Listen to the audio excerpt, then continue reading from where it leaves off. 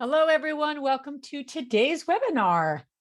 I'm so excited about this topic of team building, but you are in the right place. My name is Liz Faircloth, one of the co-founders of the Real Estate Invest Her community. I'm just so excited to be with you all today in this beautiful April 13th, where we'll be talking about teams. And I'm so excited to have Alexis Sutton on our call today. We're me talking about one of my favorite topics. So I'm going to bring her into the fold here. As you're joining, I would absolutely love to hear who you are, where you're kind of joining us from, location-wise, and even better, if you want to share something, what do you want to learn today? What do you want to get out of the next hour that we spend together? So I'd love to hear that from all of you. We are really committed to making time well spent for you. So I'd love to hear that in the chat box. So with that, I'm just going to get Alexis over here, and I'm going to find her. Oh, there she is. Okay. But please, in the chat box, put where you're calling from in. Hey, Sonia from Raleigh. Nice to have you here. And I'm going to promote you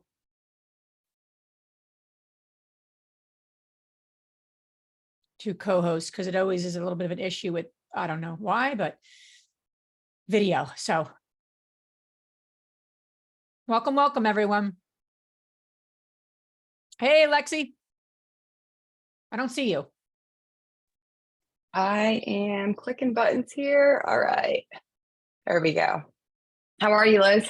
I'm good. Nice to see you. You too. It's been a while. To see you. And I'm going to actually, if you don't mind, I'm going to share my screen for a few minutes as we kick it off, if you wouldn't mind. And then you can, it looks like you have no problem sharing. So, Perfect. But yeah, great to see you. You too. How's it going?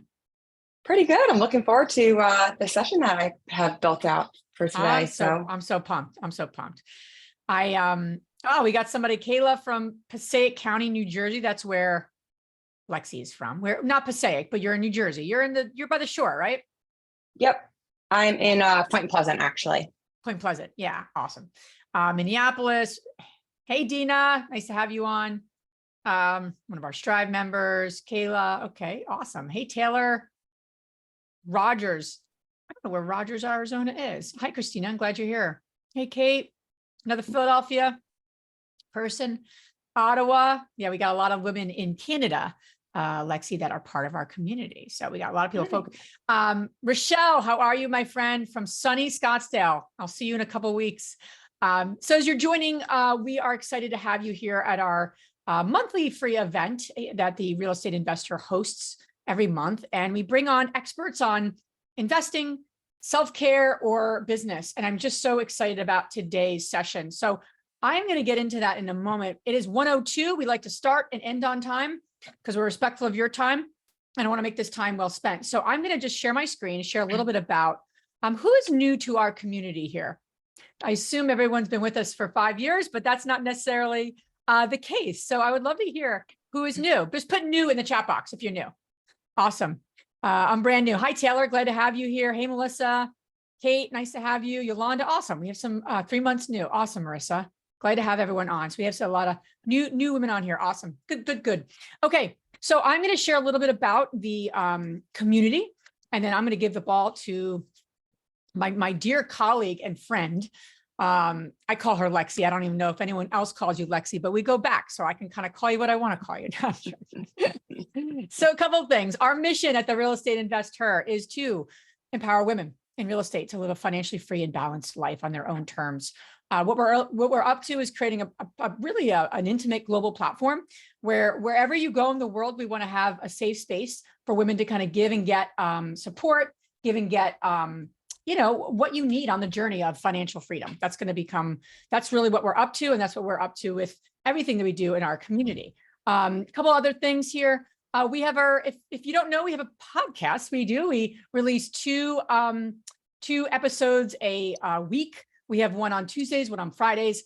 So you definitely have to check that out. We are part of the Bigger Pockets network. We have meetups across the country. We have 60 locations. A number of them are in Canada as well. And we have 20,000 members there. We also have our Strive membership. We have, you can apply at any time, but this is really for women who have done 5 to 10 deals and they're looking for a deeper connection, support, and like-mindedness to really grow their portfolio in the right way. And that's why I love this topic, because that's what we're going to be talking about in terms of team, all the pieces that come into play with hiring people and bringing the right people on. Many of you are part of our Facebook community. If you're not, highly recommend you join. It's a free community where you can kind of post ideas, post questions. So it's a very safe space for you. So definitely highly recommend. We're always doing events. And we also have an EXP team, which is basically real estate agents who are also looking to invest. And we're always looking for investment opportunities ourselves. We are active investors along with you. And so just know that we are on the journey with you. Last but not least, and I'm going to introduce my friend Alexis here. We have our Investor Con coming up. If you've been living under a rock and you do not know, we have this amazing 2-day conference coming up on May 18th and 19th. Our theme is generational wealth. And it is coming quick. About 34 days is the countdown. So if you, this QR code gets you to the website. If you're not coming and you can make your schedule work, we would encourage you to do so. This is going to be a transformational event for everyone that comes. This was a picture from last year where Kim Kiyosaki was our keynote and everyone was in the back. We have Sharon Lechter as our keynote. We have 20 speakers coming to talk about investing, raising private money, what to do in today's economy.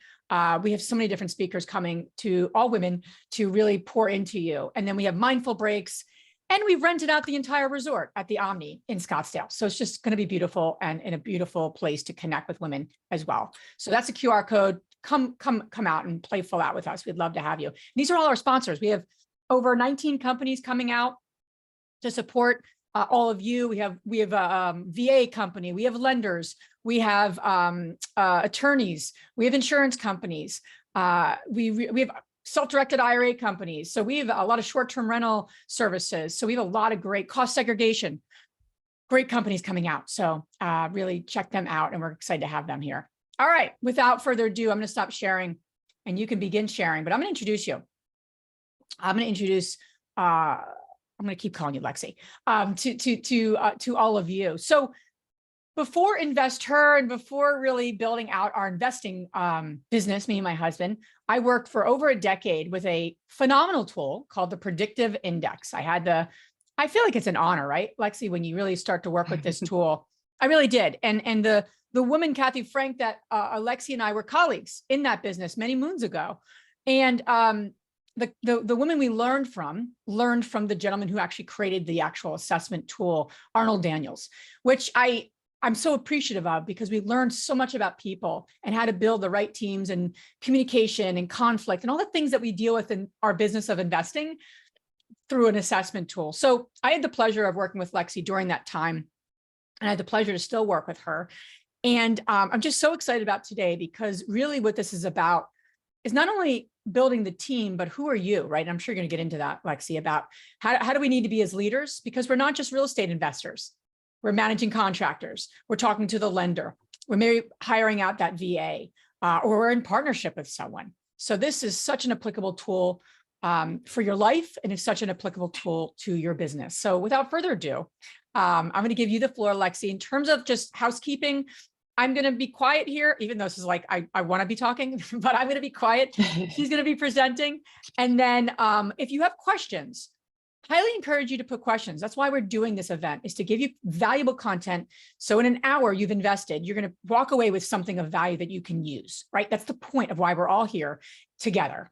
So please put that in the Q&A box. I would encourage you to put that in the Q&A box so I can field questions, probably about 20 of the hour. I'll come back on unless there's something in there that's a question that I can, interrupt you if you're cool with that, depending on your style. But yeah, that's what we'll do, and that's how we'll manage it. So please don't put them in the chat, put them in the Q&A. And without further ado, You got the floor, Miss Lexi. All right, thank you very much, Liz. I'm looking forward to the opportunity to speak with everybody today. And Liz, I'm more than comfortable. If you want to jump in, you know this tool inside and out. So any thoughts or feedback along the way, feel free to jump in with questions or even comments to add to this deck. So I have actually been working with the Predictive Index for about 11 years now, which is crazy. Time flies. And I work with all different types of organizations. The only commonality is really the fact that the companies have to have people. So our objectives for our session today is the first piece is going to be getting objective insights into your own behavioral style and starting to build some self-awareness. So I'm not sure how many of you completed your PI behavioral assessment or have done it in the past. If you do have it, I would encourage you to take it out because we are going to refer to it during the program, but you don't need it for this session as well. We are also going to identify some strategies to adapt, not change, so that we can work more effectively together. And then we're going to discuss a data-driven framework for really designing our dream teams.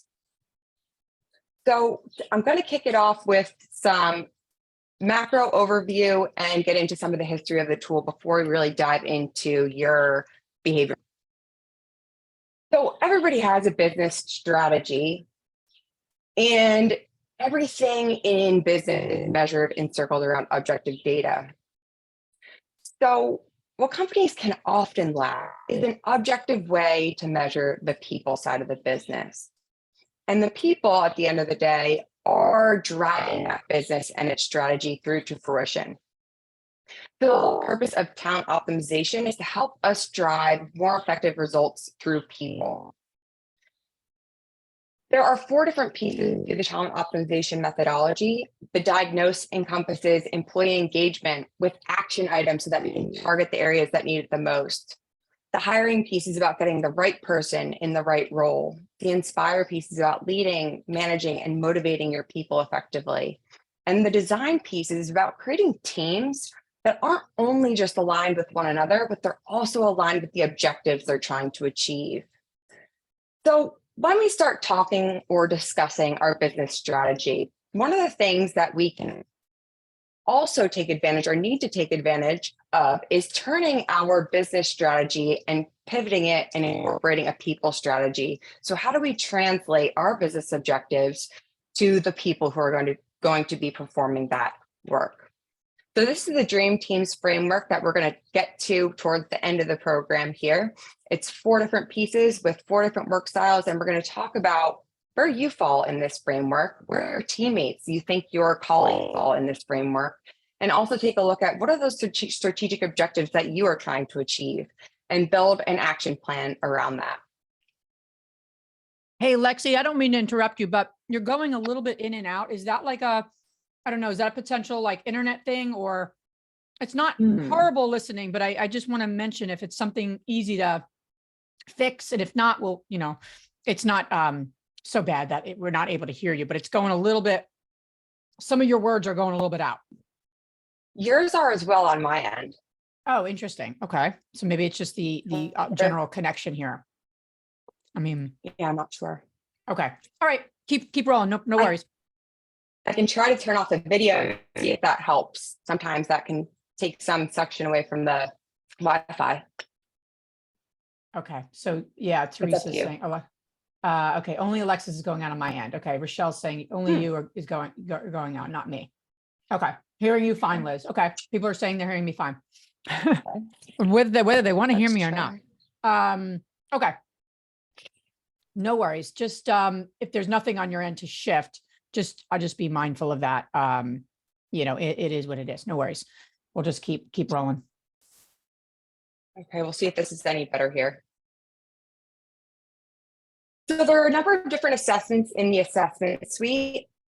The PI behavioral assessment is the one that you had available or could have had available and completed on yourself, and it measures a person's core behavioral drives.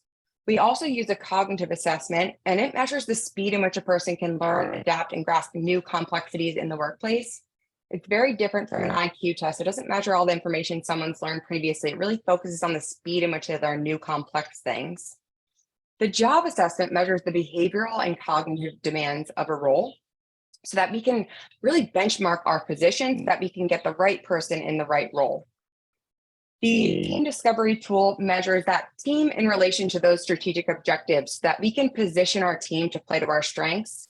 And then the engagement survey measures employee engagement and also gives actionable items so that we can target those areas that need it the most. Our primary focus for today is going to be the PI behavioral assessment and the team discovery tool. Hey, So Lexi, since is there a way yes. to maybe turn off your video, or is it, and just curious, just because I want everyone to hear everything you're saying. That's what this is about. But the headset you have on, is that Is something that this, could contribute? I switched here, but let me see if I can change.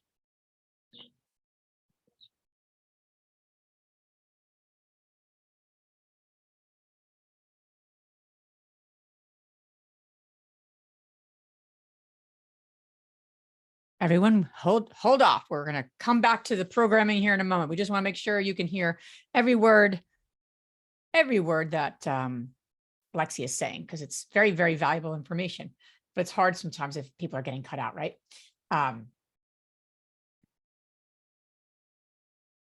If you've taken a personality assessment in the past, put that in the chat box. What assessment have you taken? And what'd you learn from it about your leadership style? I'm going to put that in the chat box to keep us moving here. DISC, okay. DISC is a good one. When I used to sell the predictive index, that was a big one that came up. Very, very useful tool. Anyone else besides DISC? What you've taken? Okay, HBDI, I've heard of that one too. Hey, Mary Beth, can't wait to meet you in a few weeks. Myers-Briggs, yeah, Myers-Briggs is a very, very popular one. Let's see if this is any better here. Keep going. Can you hear me? Yeah, keep saying a few more words. Okay, so I'll go back to everybody's assessments. Everybody's tried, or a number of people have tried different. You sound types of better. Yeah, you sound better. Okay. Okay, good. Good stuff. All right. Keep that in mind though, everyone around.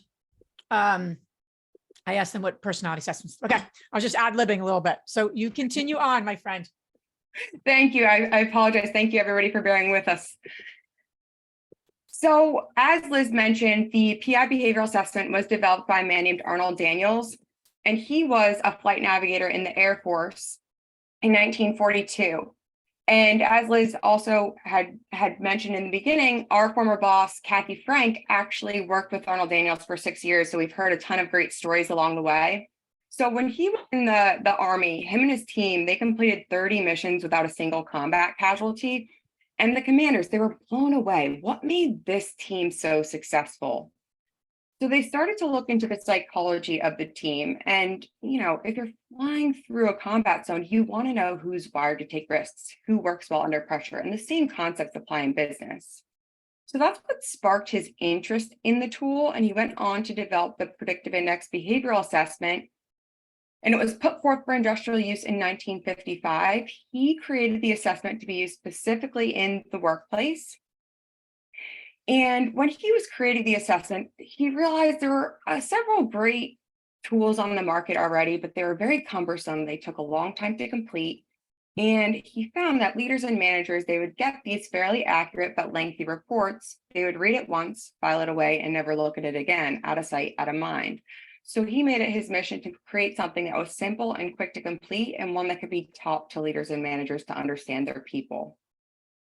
In 2014, we were purchased by Equity Guys. They're actually running the predictive index today, and they've added a ton of new reports and resources, which has made applying the tool even easier than it had been in the past. Great minds don't always think alike. The behavioral assessment measures 4 primary factors. The A drive is dominance, the drive to exert one's influence on people or events. The B drive is extroversion, the drive for social interaction with other people. The C drive is patience, the drive for consistency and stability. And the D drive is formality, the drive to conform to rules and structure. The results come out in graph form, and there are 3 different graphs. Yourself is your core, doing what comes naturally to you. It's pretty well formed by the time we're in our teens, and it's always there and it's always pulling at you. The self-concept piece is how a person is seeing a need to change or adapt in response to their environment, or whatever environment you placed yourself in when you filled it out. And the synthesis is an arithmetic sum of the self and self-concept, and that's how others can perceive you in the workplace. But under pressure and under stress, people revert back to their self, their core, doing what comes naturally to them. This gives us insights into a person's communication style. Are they a verbal communicator? Are they persuasive in their communication style? Do they like the written word? How much information do they need? What their management style looks like? Are you a natural delegator? And we've really split delegation into 3 different pieces. Delegation of the ultimate control or responsibility, delegation of the expertise, and delegation of the routine or repetitive type tasks. It also gives us insights into a person's judgmental thinking. Are they more subjective? Do they go with their gut, or more objective and black and white?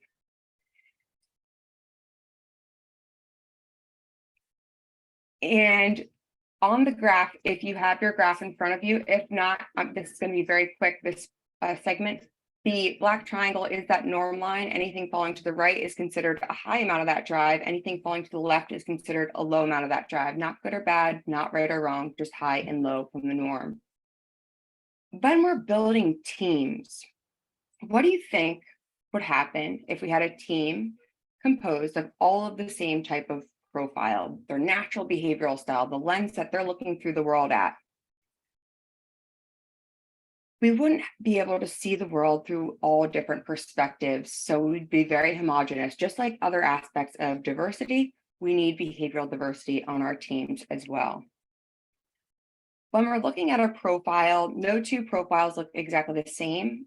As a rule of thumb, the wider the pattern, the more intense the behavior, the more obvious those behaviors will be, and the stronger those motivators will be felt. The narrower a pattern, the more flexible a person can be, and it can bring a warmth to their style and approach. So it measures our core drives. Everybody has drives. Those drives create our needs, and our behaviors are a response to those needs. The fact that it measures our core drives becomes very important because we could observe 2 very similar behaviors, but the underlying drive and the motivating need could look very different. So let's say we are in a meeting with our team. 2 individuals, they don't appear to be actively participating in that meeting. The one individual could be highest on the formality drive, the drive to conform to rules and structure. Someone who's highest on formality is precise, careful, and accurate. They pay very close attention to the details and expertise of anything that they do. In that meeting, they don't want to share something that's wrong. So they would benefit from a detailed agenda in advance. Then they could do the due diligence, do the research, and then when they got to that meeting, they'd be prepared to share something they knew in fact was correct. On the other hand, the other individual, let's say, doesn't appear to be actively participating, could be higher on the extroversion drive. So they're outgoing, open, and optimistic. There are verbal communicators, but if they're also lower on the dominance drive, it's not about them. They don't need to put their thumbprint on things. So if that meeting is a very aggressive or assertive style of meeting, their image means a lot to them, and it's not about them. So they may not participate. They may not speak up in that meeting. They would benefit from a more casual style meeting, one where everyone's bouncing ideas off of one another. Another thing that I always like to stress, there is no right or wrong predictive index profile, and it is just one piece of the puzzle. So I always say head, heart, and briefcase. It all needs to be a match to be successful on our team and in my job and the organization. The whole person shows up at work. Everything rises and falls on leadership. So we are going to start with you. So we're going to put we're going to take a look at you, your style, you plus your team, and then we're also going to look at you plus your team and your objectives using this Dream Teams framework. So if you've done the predictive index behavioral assessment before, one indicator that you can use to determine which box or segment you would fall in this framework is there are 17 different reference profiles in the software. So there should be a reference profile name at the top of your graph there. And then you can kind of decipher which box that you fall in. There are also 3 profiles that we call the flexor profiles. They don't fit in any of these 4 quadrants in their entirety. They're the flexors. They can see all different shades of the spectrum or picture. So a little bit more information for maybe those who did not complete the behavioral assessment in the past is we'll go through each of these quadrants. We'll talk about some of their behaviors and work styles. So innovation and agility, they're high on dominance, high on extroversion. They're out of the box thinkers. They're always looking for new, better, and different ways of doing things. They prefer pursuing new opportunities, exploring innovations, experimenting, figuring things out. They do some of their best work under pressure and last minute constraints. The teamwork and employee experience category for your behavioral style is more of a supportive type of profile. They're empathetic, they're team players, they want to be a part of a well-functioning and harmonious team. Their work style is more focused around building consensus around that team, getting that team to work well together and build cohesion and people development. The process and precision category is more focused on well-organized and coordinated. There are efficiency builders. They really like to improve predictable and scalable processes in the most efficient way possible. And then some behaviors for results and discipline. They're more driven and competitive, and they're driving to get things done to a very high standard. High quality work is extremely important to these individuals, and they're going to be competitive in driving to achieve those high standards. They're going to be more focused on improving quality and delivery, really expanding our reputation, building our services out so that we can be the most competitive in that market. So thinking about this in terms of your natural style, what motivates you as a leader? How do you like to make decisions? Are you a risk taker who's independent and direct in your communication style, falling into this innovation and agility? Are you more team-oriented and supportive, more of a verbal communicator? You like to help others grow and be successful. Even if they grew into roles that were bigger, better, or higher than yours, you would take great pride in their success and their development. Are you more focused on creating a system and methodology for how you approach things and how you do things, really working together to achieve those goals and get them done right? Or are you more focused on calculated risk taking so you can see the big picture of where things are headed and where things are going, and how can we adjust that strategy strategically to implement and maximize your effectiveness? Reflect on how you think, or which box that you think that you align the closest with. It'd be great to have people add that to the chat box. Like, so, American Management Association posted a study from a Stanford Graduate School of Business Advisory Council. What do you think that they rated as the #1 competency for leaders to develop? They came up with self-awareness. And what is self-awareness? So before we get into what is self-awareness, how many people do you think believe that they are self-aware?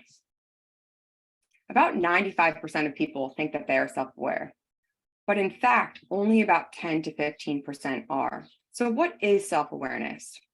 It's not just reflecting and thinking about my own style, but it's also taking that one step further. How do I understand not only my own motivators and drives, but then how are those motivators and drives impacting those around me?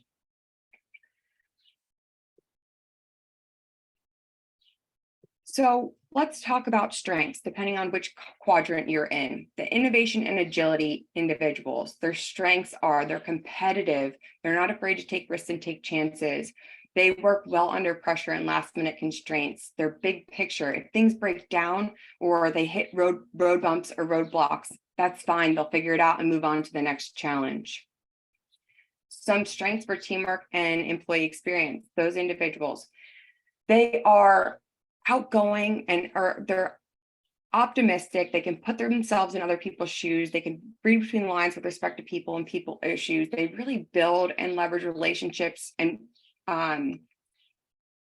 build relationships for the long run.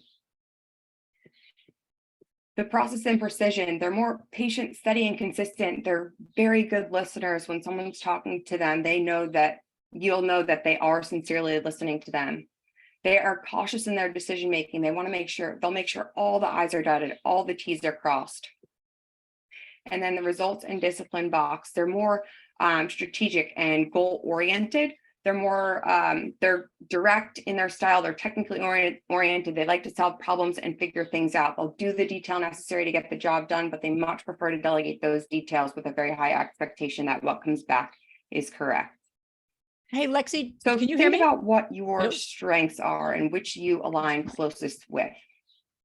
Now, if we move on to some of those caution areas so that we can start to work in some of our self-awareness on this, some of the cautions in innovation and agility, because I'm self-confident, those innovation and agility individuals are independent, self-motivated, self-driven, self-taught, they're competitive, they want to win.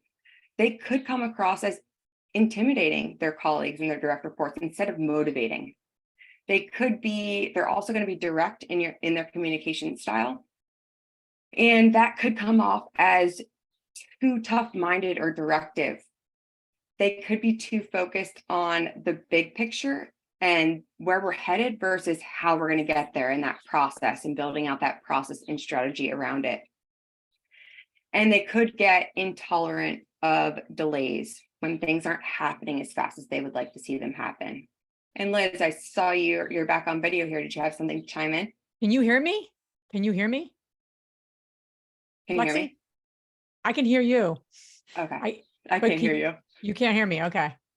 Yeah, I did have a few things I wanted to share. So I'm not sure why you can't hear me, but everyone can hear me. So, I wanted her to field a couple of the questions. Someone had put in the Q&A box about self-awareness and what. So let's see. I missed what you said there. Can you hear me? Yes. All right. Wow. We're having all the tech. Someone asked in the Q&A box, self-awareness in what?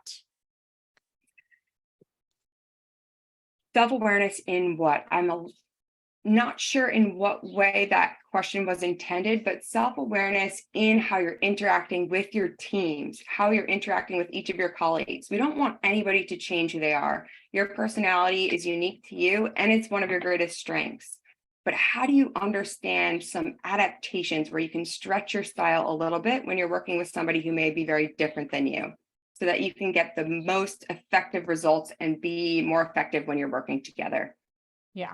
So yeah, I would say too, it's also just like knowing your own limitations, right? Knowing where you thrive, where you have the most joy in what you do. So really being aware of your strengths, your challenges, your opportunities for growth. To me, that's really self-awareness, right? And our impact on others.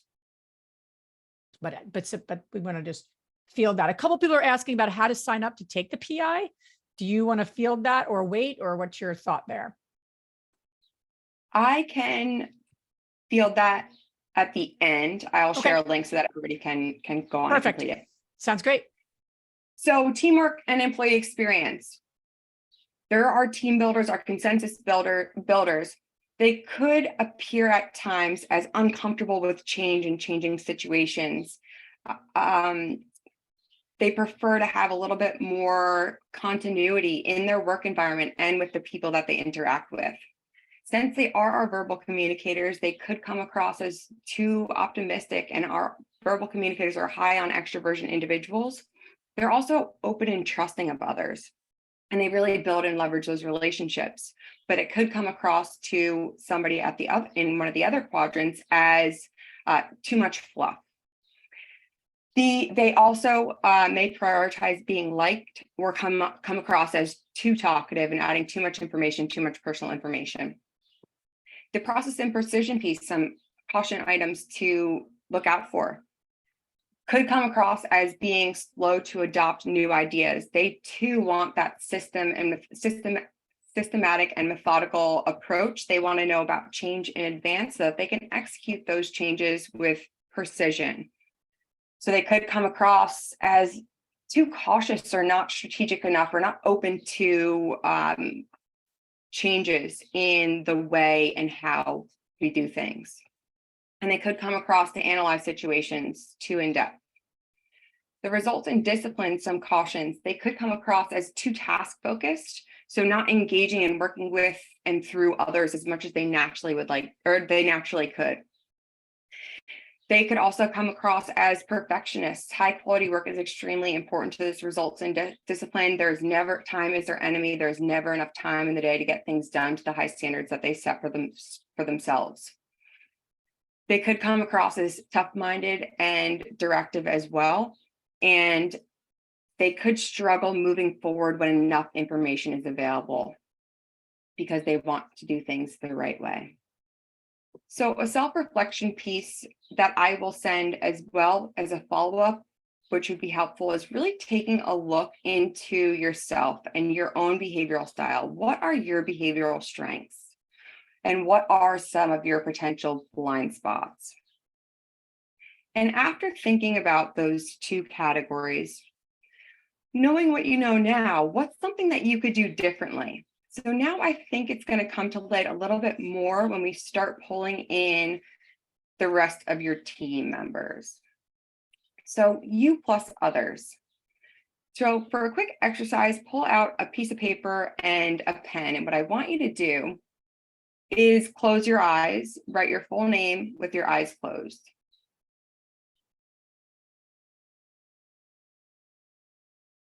Now, close your eyes, put your pen in your other hand, and write your full name with your eyes closed. How did it feel? Did it feel uncomfortable, awkward, funny, probably a little bit more challenging? So that's what it's going to feel like when we try to stretch or adapt our style. But the other thing you want to think about is, could you do it? When you put that pen in your opposite hand, could you do it? And the answer is yes. You could do it, but it feels funny or awkward. So we really need to work on sharpening that skill, and it will start to feel more natural and more comfortable over time. So we're going to throw out the golden rule. Do unto others as you would have them do unto you. And we're going to do the platinum rule. Do unto others exactly as they want done unto them. So let's start thinking about you and your team members. You might have an idea of which quadrant that you align closest with. You could have some similarities in multiple quadrants. It's okay. Just pick the one that aligns the closest to your natural style, or what you perceive as your natural style. And then start thinking about a couple key team members on your team. Or even if you don't have any team members, let's say you're a team of one, think of some individuals that are external that you work closely with, somebody who you interact with frequently. Start thinking about what their style is. And when we're thinking about someone's style, it's challenging because our drives create our needs and our behaviors are a response to those needs. It's challenging to just put somebody in one of these quadrants without having the predictive index behavioral assessment, because those observed behaviors may not tell us what that underlying drive and motivating need is. So instead of thinking about where your team members fall in relation to observed behaviors, try to think about it in terms of what motivates them.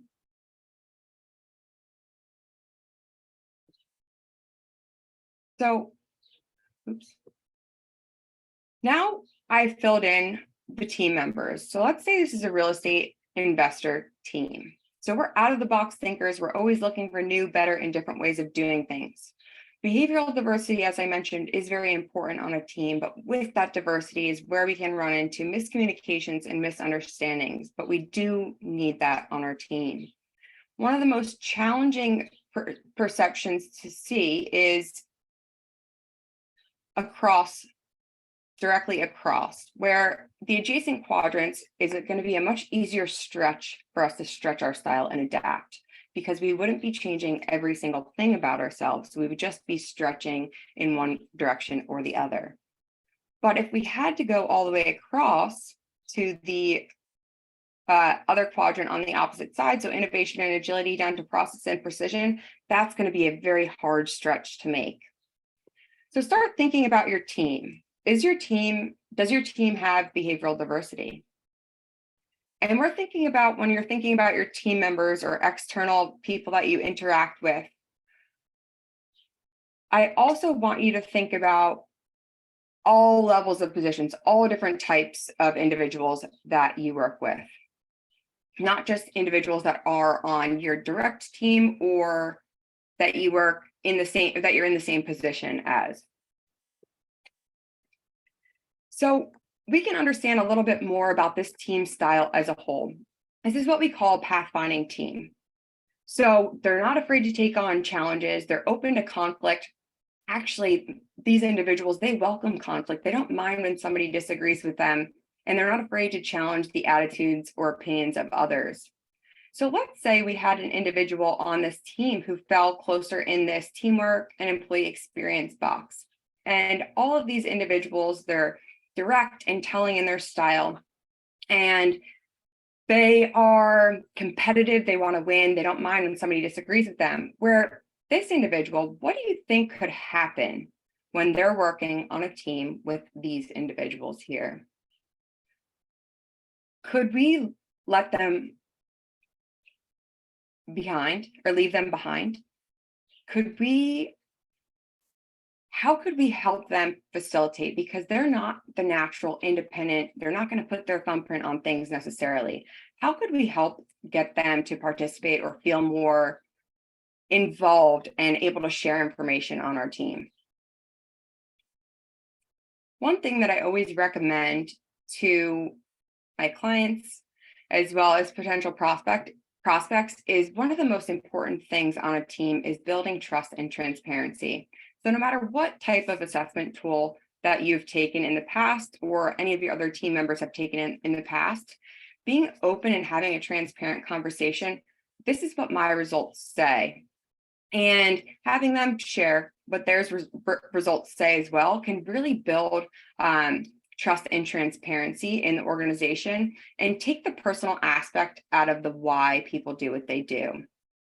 So for this individual that's in the teamwork and employee experience box, we could overpower them. This is going to be a very aggressive and assertive style of team, but how do we stop, slow down, and invite this person's feedback? Just because they didn't speak up doesn't mean that they don't have the best idea that we didn't even think of or think to address. So pausing to invite their feedback. And those are the kinds of adaptations that we want to start thinking about when we're working with people who are different than us. If, let's say, this individual in innovation and agility is working with this person down here in results and discipline, this person is going to be a much bigger risk taker. They're not afraid to take risks and take chances. They're out of the box thinkers. This individual is complementary to their style. They're going to build some more structure around what this individual is thinking and where they're headed. So they're complementary. What are some breakdowns that could happen here?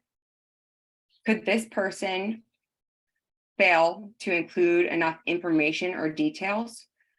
This person's biggest fear is to do something and do something that's wrong. They really want to have a clear understanding of what the rules and expectations are. So sending them more information. This person also needs the written word to refer back to and to go by.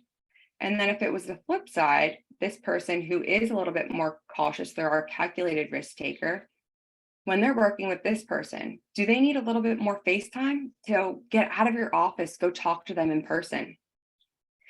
They also need the bullet points. So if this person wants to include all the information in an email, putting the bullet points at the top and then underneath, adding all the information that they want to be able to refer back to, but keeping it at a high level for this person who is in that innovation and agility risk-taking box. So as a whole, this team, some of the challenges that could arise is they could end up all driving in their own direction because they're all self-confident. Their confidence comes from within. So what could happen if they don't communicate is that they could all end up driving in their own direction. They could be too focused on creating new and better and different ideas and going into new opportunities instead of ironing out some of the opportunities that they've already jumped into. Go ahead, Liz. No, I just wanted to come back on as in terms of timing, just make sure we have time for questions, but keep rolling and and we'll field some questions here as we go and everything. To effectively communicate, we must realize that we are all different in the way we perceive the world and use this understanding as our guide to our communication with others. So I will include a second piece for you to start self-reflecting on your relationships with some of your colleagues.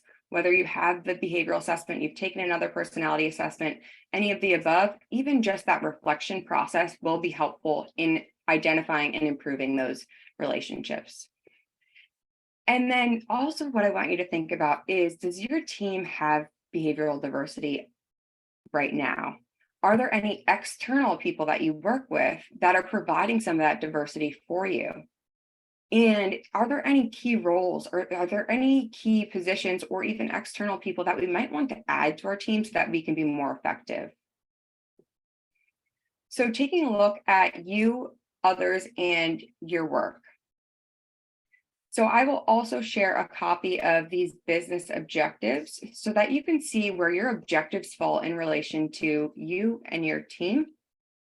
And so this is actually let's say this is a real estate investor team here. And in the past, they were really focused on, they were growing at a quick rate. They were building new relationships with stakeholders and investors. They were building new projects and investing in new projects. But now what they've found is that they're too focused on doing everything new, that they're struggling on creating a repetitive, repeatable process so that they can maximize those new opportunities. So what would be helpful is taking a look at this team in relation to some of their objectives here. So they also were experiencing some property managers that had left the organization. So they had some turnover and they really wanted to focus on implementing some new systems and processes so that they could scale more effectively and really track and repeat that process easier. So now we can see where our strategy lines up with our natural style. And if you notice, some of this is close, so it is falling in an adjacent quadrant. So which team member here might be the best fit from a knowledge, skills, and experience perspective to make that stretch and help us really get into creating a team that's loyal so we can stop some of that turnover and really improve our retention and employee engagement. And then down here, what this team noticed or realized is that since there's nobody internally that they really thought could fill the shoes for implementing some of those systems and processes, they decided to bring in an external or outside COO so that they could sit in that seat and start to build some rigor around that process.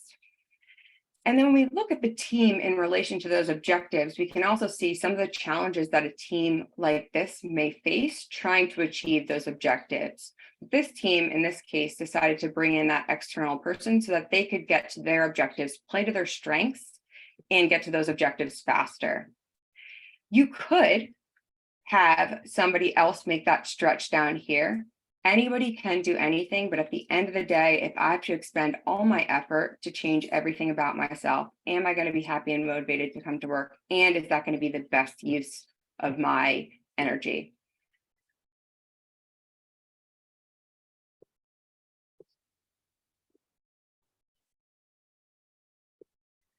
So, So this team actually ended up pulling this person over to work on some of those engagement and employee development and employee team building initiatives. And then they also added that COO. Another thing that's important is really taking a look at your talent inventory, not just from a behavioral perspective and objectives perspective, but we need to look at the holistic picture. So head, heart, and briefcase. Is their behavioral and cognitive a match for their position and our organization? Are their values and interests also aligned with our organization's mission, vision, and values? And do those knowledge, skills, and experience stack up to be successful in that position? Is that something that we can teach them? Is there a skill that we can build to help them be even more successful than they had been in the past. And to close it out, everybody is a genius, but if you judge a fish by its ability to climb a tree, it will live its whole life believing that it was stupid. So really playing to our strengths and thinking about your team and your organization so that you can put everybody in the best possible seat possible. Best possible seat.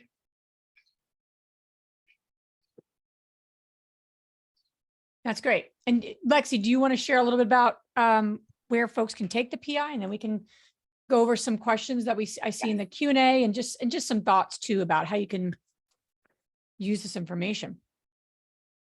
I will get a link Awesome. as we speak, and then we can start discussing any questions as well. Okay, I can start fielding that. Awesome. The couple questions. Barb is asking, can your core change over time, or does it remain throughout your life? Your core can change over time. They've done test retest reliability statements. It's not, and they found that it doesn't change. The first time you complete it is the most accurate. You've never seen the tool before, you've never heard of it. However, some major life instances could cause you to skew a little bit, but it's not going to be that significant. We recommend really going off that first completion because it's the most objective. All right, this is a good question. Jess is asking, when hiring, do you try to achieve balance in all 4 quadrants for diversity, or do certain roles within the team fall into one of the quadrants, and you try to hire based on that quadrant? So there's a couple different pieces to that puzzle, actually. So the first piece that we always like to look at is the job. We really want to dig into the behavioral and cognitive demands of this job, as well as get aligned on our job description and what skills are going to be required in this job and what experience. Once we have that, we have the overall behavioral makeup of this position. So let's say even if we took a general sales position, we could have more of a technically oriented style of sale. We could have more of a relationship style sale, and both of those behavioral profiles would look different. So that's going to be step 1. And then we also want to take that one step further to really look at how this person is going to impact the behavioral dynamics of our team as a whole, so that we can set them up to play to their strengths from a macro perspective as well. Yep. No, that's great insight. And it's also about what you're looking to achieve, right? So behavioral diversity is so critical to know what are my goals this year and where I want to be long-term, and not just what skills or experiences a partner or a team member need to have, but what is their core behavior? And that's the biggest piece of the puzzle that gets missed a lot, right, Lexi? It gets missed because we just look at experience and skills, but in reality, under pressure, no time to think, we go back to our personalities. That's very indicative of performance of any sort of role. So just keep that in mind. This is a good question too. Donna, you're asking, can you actually go back, Lexi, to the 4 quadrants? So I think this is a great conversation for everyone on the call, because you think about, you kind of think about different roles that investors need, right? And it's either you're doing it or you need to outsource it. But, if you think about acquisitions, right? Think about acquisitions, put in the chat box where acquisitions would fall. Like, you're literally looking for new properties. Do you want someone who's process and precision oriented, seeking and hunting for new properties? Probably not. You probably want it on the probably upper right, someone who's more innovative, risk-taking, so that's how you want to think about this, is like, where are you really, like, what do you need? And what type of behaviors do you need? Not just skills, right? So property management, Donna, I just thought of acquisitions because it just came in my mind as the first piece of the puzzle. But property management is critical, right? You find the property, you close on the property, then you have to actually manage it. So whether you're managing a flip, whether you're managing a renovation, whether you're managing a property, all those behaviors, I think, are very aligned, because we've done all of them. Knowing what I know about the PI, I wish I ran the PI and some of the people who are managing our projects, because they didn't have what they needed. So you're asking, Donna, what personality type is indicative of a good property manager? They need to be good at coordinating many tasks like leasing and repairs, but also not hide difficult information from the owner, such as lying about occupancy. Yeah, I hear you, Donna, because I've been there and been through that. It's interesting based on these 4. So Lexi, these are kind of like 4 quadrants that a ton of different PIs will fall into, correct? Yes. That's how I understand this. Okay. So, and when you have A dominance, B extroversion in the top right, is that both on that's both on the high side? Correct. Okay, So that's how gotcha. it's split up. There are two highest factors in each of the quadrants. I think there's one of these quadrants more than the other four, in my 2 cents of knowing the PI the way I know it. It's like a game, and knowing property management the way I know it. I think there's a very clear. So I'm curious what everyone thinks. Let's get some interaction here. Property manager, what bucket should they fall? The top left, bottom left, top right, bottom right? What do you think?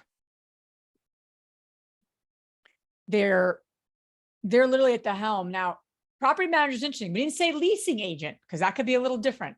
The people meeting people, but the property manager, someone who's literally managing that building. Bottom left. Ooh, that's interesting. Okay. Bottom left, someone who's precise and process oriented. Bottom left, a lot of bottom lefts. Okay. Bottom left, bottom right. Got a bottom right. Top left. That's interesting. I gotta be very nice. Might get a little walked over all over a little bit there, but good perspective. Top left. So only one top left. Process and precision. Okay, so the bottom left and right. Okay, Linda, you're going down that path. All right, I got you. Most of you said bottom left. What would you think, Lexi? And then I'm gonna give you my 2 cents. So my 2 cents is another thing that we need to keep in mind. It's not necessarily a one size fits all. For my organization, True. it could be bottom left, but for yours, Liz, it could be bottom right. So it really depends on your organization, that job, what their day-to-day is really going to look like, even what property that the person is managing, because could also impact what style would work best there. So That's taking really that good. whole picture into account. But Liz, what were you leaning towards for No, your? And that's a really good point. Like we've brought on properties where we had somebody who was very friendly and very engaging. They were great at leasing, and then they weren't really good at like the hard decisions. So then the next person we were brought in was maybe a little more dominant, not as soft, or I wouldn't say soft, accommodating, if you will. But they were more tough. So depending on the like you're saying, the life cycle of the property, what actually needs to happen in the property, you'll kind of see. I think though, my thought process was more on the bottom right. You know, someone who's really good at project managing tends to be high formality, high dominance. Now, they're tough cookies, right? They're direct. They're usually more dominant than they are extroverted. But if they have a little bit of extroversion, you know, maybe on the norm or not quite as low, or they're a little subjective, that softens them. That actually gives them a little more of a people sense, which could be great. We have a property. I'll just give you guys a really quick live example. We have a property in Kentucky where we had somebody managing it that was more on the top left. Very, very engaging. People loved her. She was great. Occupancy was like 60%. I mean, it's bad, you know. Work orders were going up, not good. So all of the metrics were kind of, but people loved her. You know, she was actually able to lease the units very well because she had to do property management and leasing. We didn't have a separate leasing agent. So she shined there, but in terms of like managing it and really running it efficiently, didn't shine there. We brought a woman into the bottom right, and she's turning things around, right? So you really do need to think about, what does my business need? What does the role need? Right now, people have a hard time finding deals. You know, do you need somebody who's process and precision oriented, helping you source new properties in the economic landscape that we have? No, you need someone who's out of the box, innovative, risk taking, things that people won't be seeing right now. That's who you need, helping you find off market deals. And if you're not that way, you need to have someone who is like that, whether it's an agent, whether it's a wholesaler. So think about the challenge you have in your we need to get rid of the wholesalers. Think about the challenge you have in your business, right, Lexi? Like what are your goals, but what are also your current challenges and the people that you might need to fill it? And then you think about it in that context. It's very, very powerful. And then another piece of that puzzle too is, let's say we find somebody, they have the resume, they have the experience, they've proven their results. How do we coach them to be even more successful? Let's say their behavioral profile is not an exact match for what we're looking for. How do we coach them? So if we're talking bottom left and right, the difference from process and precision, who's that more team oriented. This person could shy away from conflict from time to time. And we're looking for them to be a little bit more direct and blunt and telling in their style. How do we coach them and support them so that they can make those decisions? And really what that person's going to need is all of the information. They really want a clear understanding of those rules and expectations, and then coaching them to be able to be more direct, share more information, and really put their foot down when they need to. Awesome. I want to be mindful of timing. This has been great. A lot of good food for thought. Where can everyone get your, okay, perfect. You put that in there in terms of the actual predictive index. Is that also how people can connect with you, Lexi? Because this is a Q&A, or this is a Q&A. No, it's not. This QR code will take you to my website. You will have access to all my contact information, as well as a link to my calendar. If anybody wants to connect, feel free. Yeah, and Lexi works with small companies, large companies, to really do this kind of work, right? Not just learn how to build teams, but actually hire the right people, bring the right people into the right seat. So this is a phenomenal kind of corporate assessment that a lot of companies will use, large, small. But I know what we talked about is really helping smaller growing teams really build together. And that's something else that you're really amazing at. So reach out to her. She is a phenomenal resource in our community for our Strive members. You've just been amazing. So thank you for all that you do. This is important work, everyone. Do something with what you literally, at the very minimum, take the predictive index and go check with people that know and like you and respect you and say, is this me? And then what does this tell me about me in terms of my strengths and areas for opportunity based on what I want to do as I grow my real estate investing portfolio? That's the biggest part here, not just like a fun thing to do, although it's going to be very interesting, but it's about moving you towards your goals in an efficient way. So Lexi, thanks so much for being here. Appreciate your time, appreciate your insight. And as we do with all of our events, do something with this knowledge, use it, do one thing differently, being mindful of the way you meet people. Oh, that's a dominant person. That's a, not to label people or judge them, but to understand them, right? And to seek to understand. So that's very important to do. And just please reach out to Lexi. She's a wonderful resource. And we just appreciate you being part of our community and being active as always. So thanks everyone for joining. We have another event coming up May 4th from Quest Trust. They're doing an event, a talk on self-directed IRAs, and it's gonna be a great talk. So check out our events page. Thanks so much for everyone. And please, you put the actual PowerPoint? I put a self-reflection, the exercise and the questions, so that you can refer back to those when you do your self-reflection. Awesome. This is great. All right, everybody. Have a great rest of your day. Thanks so much for joining our webinar. Take care, everyone. Bye-bye.